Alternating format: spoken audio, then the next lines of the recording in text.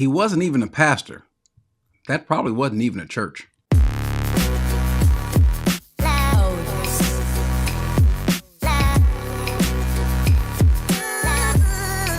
This story about Steve Lawson that we kind of thought we were probably through with is up again, and it's just weird. There's an article that came out from Protestia, and this is just absolutely weird. We've had gunslingers in the past, hired guns, someone that would come in, you hire them to do a job, and they go back out. Well, what about a Bible slinger? Meaning someone that comes in that is well known or noted, has notoriety, respected, and you believe that this person is our pastor. And only come to find out he's not a pastor. The sheriff ain't the sheriff. The sheriff is actually a hired gun. The pastor isn't a pastor, but the pastor is a hired preacher. Huh? Well, according to Protestia, Steve Lawson, who can't be disciplined, is because he's not part of the church. Yes, you heard that correct. He's not actually part of the church. In other words, he was just brought in to preach, and they would pay him. And apparently they would just pay. It became a regular thing. This week, next week, it became an ongoing thing. And when listening to what else has come out is that he would show up, and after he would preach, he would leave and not really spending time with the people. Now, if I'm there, I'm a member, that would bring a lot of pause. Wait a second, how come Pastor Lawson? And I've heard people say, yeah, I know of at least one person who said they went to that church who said Steve Lawson is my pastor. No, not really. And how bad is that when you go to a church and you don't realize that the person that's up leading you is not the pastor? He's just there. He's being paid for them by the church to come in. That's horrible. That's wrong. Not that there's anything wrong with having someone to come in as a guest speaker or having a person that's friendly and that person will show up from time to time. I don't have a problem with that. And then paying them, I don't really have a problem with that. But that's all this person does. And it turns out that he is not part of that church or part of any church.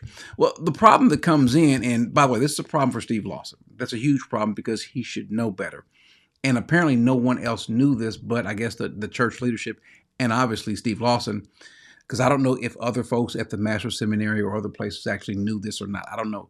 If they did, wow.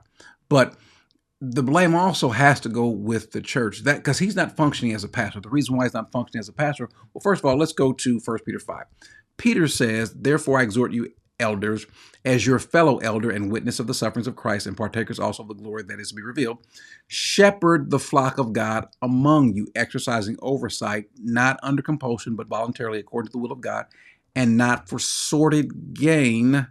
You're not doing this for money, which apparently this is what Steve Lawson is doing. He was doing this for money, which is another problem, but with eagerness, nor yet as lording it over those allotted to your charge, but proving to be an example to the flock. And when the chief shepherd appears, you will receive the unfading crown of glory. Well, there's a whole lot that's violated there. That one, you're doing this, Steve is doing this for gain, and you're allowing him to do this for gain.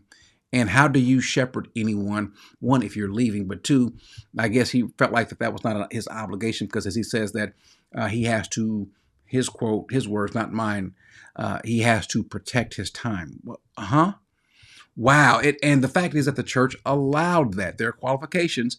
One, for a pastor and overseer must then be above reproach, the husband of one wife, temperate, prudent, respectable, hospitable, able to teach, not addicted to wine or pugnacious, but gentle, peaceful, free from the love of money.